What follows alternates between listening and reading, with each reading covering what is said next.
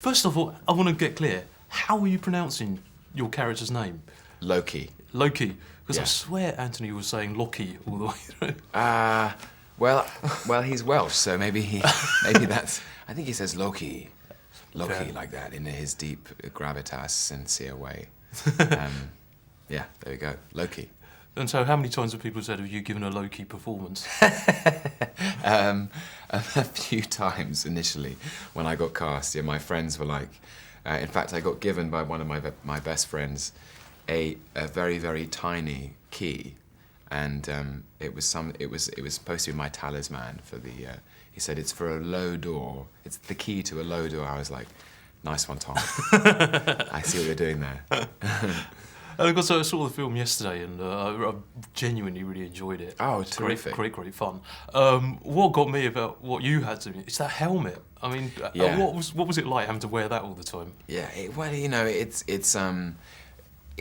is in the comics. Loki has a pair of satanic horns on his head the entire time. So if I didn't do that, I think I probably would have scrimped on the character in some way.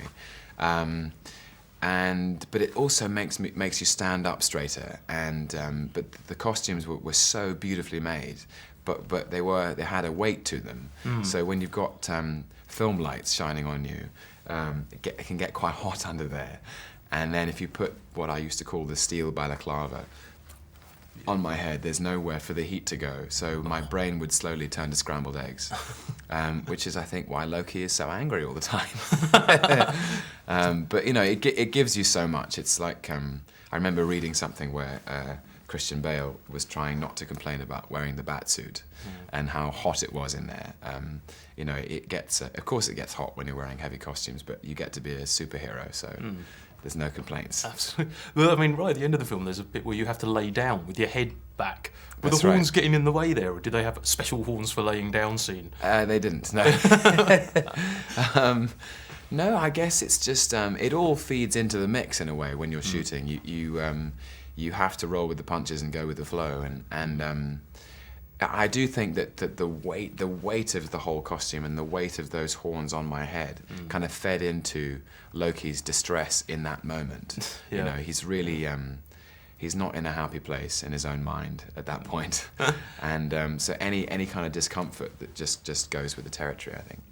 And when you first got the role, I mean, what did you know about comics, or what did you know about Norse gods, or did you quickly go to Wikipedia and? Well, no, I knew about the mythology. But also as a child, I had a pack of Marvel superheroes top trumps with all of their vital statistics, and so I knew Thor and Loki in the Marvel context through that. But from day one, it was just about immersing myself in the world of the comics, and the more I read, the more of a fanboy I became in my own way. In a way, they're such extraordinary stories. The size of them, they're so deep and rich, and they kind of take you in different directions, and very cool.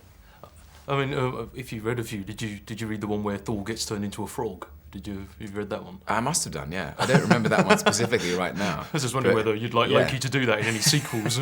I do remember that, actually. It's one of his. Yeah, there's an element of the sort of shape-shifting aspect of Loki which I always liked. I remember there's a version where he turns a whole street of cars in New York into ice cream, and then he goes down and turns whales on Earth into sea serpents, just to see how the sailors cope, and those kind of things. So he does a lot of kind of magic spells, which I don't get to do so much in this one, but hopefully in the future I will. Well, I mean, you just mentioned that. I mean, it seems now definite that you're involved somehow in Avengers at the very least. I don't know that's true, actually. You don't know that? Yeah. I know that Loki will come back. I really don't. I know that Loki's going to come back in some capacity. Lurking in the shadows in some unpredictable way, but I actually don't know that it's going to be the Avengers. So, I just kind of assumed that from the post-credits scene. Oh, I see. Yeah. Yeah. I don't know. We'll see. Who knows, man? And I mean, obviously, the other big thing about this film, as opposed to your usual superhero film, is Kenneth Branagh directed it. I know. I mean, What was it like having him as a director, and how did his big Shakespearean background, did that come into it at all? Oh, I think so. I mean, I think he's such an amazing storyteller, and he has a kind of mastery of the beats and twists and turns of what really makes a good story.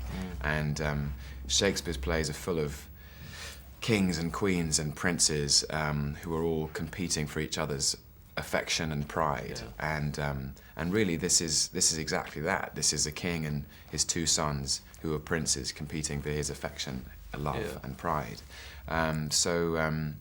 I think what's wonderful about Ken is he's got an appreciation for the genre. It's a huge sci-fi, fantasy, adventure epic, but wrapped inside that is a dynastic drama and also a kind of comedy caper romance as well. So it's really amazing what he's done, I think. I mean, when he originally met with him, what tone did he say he was trying for the film? Because I was quite surprised by the tone and how he embraced the comic so much. Yeah, I think he always wanted to make something classic and weighty. He didn't want to be too glib, and I don't think he was interested necessarily in emulating other comic book films. Like, I think he wanted just to put his own stamp on it. I think he has an innately warm and redemptive heart. I think he wanted there to be some sort of redemption in a way. Yeah. And it's a very pure story. It's about the hero's journey from arrogance to humility. So right. That was just been wrapped up. Got one final quick question: if you were a god yourself, what would you want to be the god of? Oh my goodness! At this moment in time, because I'm not as good as I would like to be, I'd like to be the god of piano playing. Excellent. There you go, because I'm trying to get better.